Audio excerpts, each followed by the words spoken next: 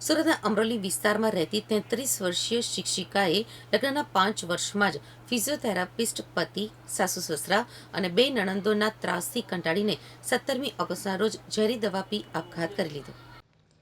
18મી ઓગસ્ટના રોજ સારવાર દરમિયાન તેનું મોત નીપજ્યું છે. ત્યારબાદ પોલીસ દ્વારા મૃતદેહને પોસ્ટમોર્ટમ અર્થે ખસેડવામાં આવ્યો હતો. આ સમગ્ર મામલે અમરોલી પોલીસે શિક્ષિકાના પતિ, તેઓની બંને નણંદ અને સાસુ સસરા વિરુદ્ધ આપઘાત અને દુષ્પ્રેરણાનો ગુનો દાખલ કરી વધુ તપાસ હાથ ધરી છે. મળતી માહિતી અનુસાર મૂળ અમરેલી અને હાલ અમરોલી કોસાડ આવાસ નજીક આવેલ પ્રમુખ હાઇટ્સમાં 33 વર્ષીય આરતીબેન નિલેશભાઈ નારોલા પરિવાર સાથે રહેતા હતા.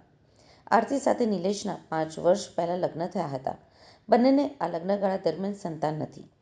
નિલેશ સરથાણા વિસ્તારમાં પોતાનું ફિઝિયોથેરાપિસ્ટનું ક્લિનિક ચલાવે છે, જ્યારે આરતીબેન શિક્ષિકા હોવાથી બાળકોનું ટ્યુશન ક્લાસ ચલાવતી હતી. આરતીબેનને પતિ નિલેશભાઈ, તેની બે નણંદો અને સાસુ સસરા ઘરમાં કોઈક ને કોઈક બાબતે લઈને ઝઘડાઓ કરી ટોર્ચર કરતા હતા અને માનસિક ત્રાસ આપતા હતા, જેથી કંટાળીને અંતે આરતીબેને 17મી ઓગસ્ટની સવારે ઘરે જ ઝેરી દવા પી લીધી હતી. આ ઘટનાની જાણ પતિને થતાં જ તેણીને સારવાર માટે ખાનગી હોસ્પિટલ ખસેડવામાં આવી હતી, જ્યાં આરતીબેનનું સારવાર દરમિયાન મોત નીપજ્યું હતું.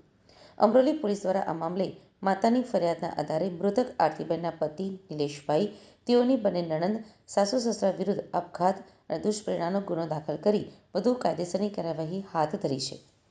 ફરિયાદમાં જણાવ્યું છે કે આરતી અને નિલેશના લગ્ન 2020માં થયા હતા. લગ્નના 1.5 વર્ષ બાદ આરતીને તેનો પતિ અને તેની બંને નણંદો અને સાસુ સસરા નાની નાની બાબતે શક અને વહેમ રાખીને અવારનવાર હેરાન પરેશાન કરતા હતા.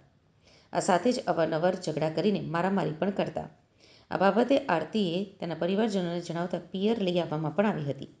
ત્યારબાદ સમાજના આગેવાનોએ સમાધાન કરાવતા તેની બંને નણંદોએ વતન રહેવા મોકલી આપવામાં આવી હતી.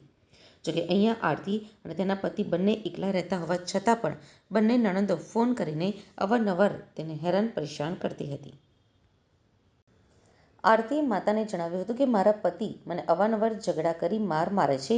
તું જે કમાય છે તે બધા જ રૂપિયા મને કેમ નથી આપતી, તેમ કહીને પણ માર મારે છે.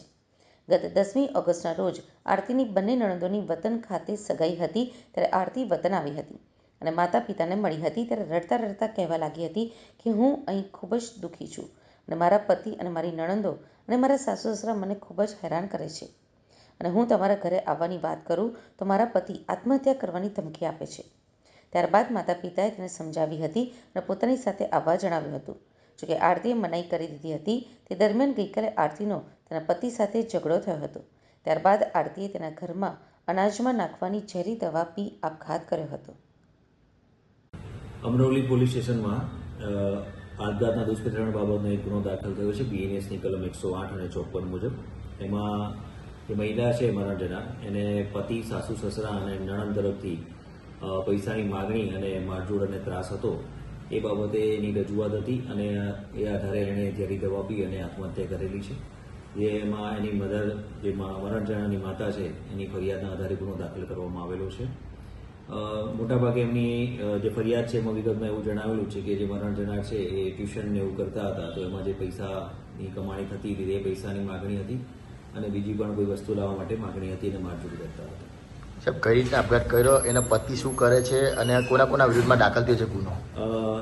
ઝેરી દવા પી અને એમણે આત્મહત્યા કરેલી છે અને એના પતિ, નણંદ, સાસુ સસરા એમના વિરુદ્ધમાં ફરિયાદ આપેલી છે. પતિ છે એ ફિઝિયોથેરાપીનું કામગીરી કરે છે એવી પ્રાથમિક માહિતી છે. ધરપકડ થઈ છે કોઈ? ના, હાલમાં અત્યારે કોઈ ધરપકડ થયેલી નથી.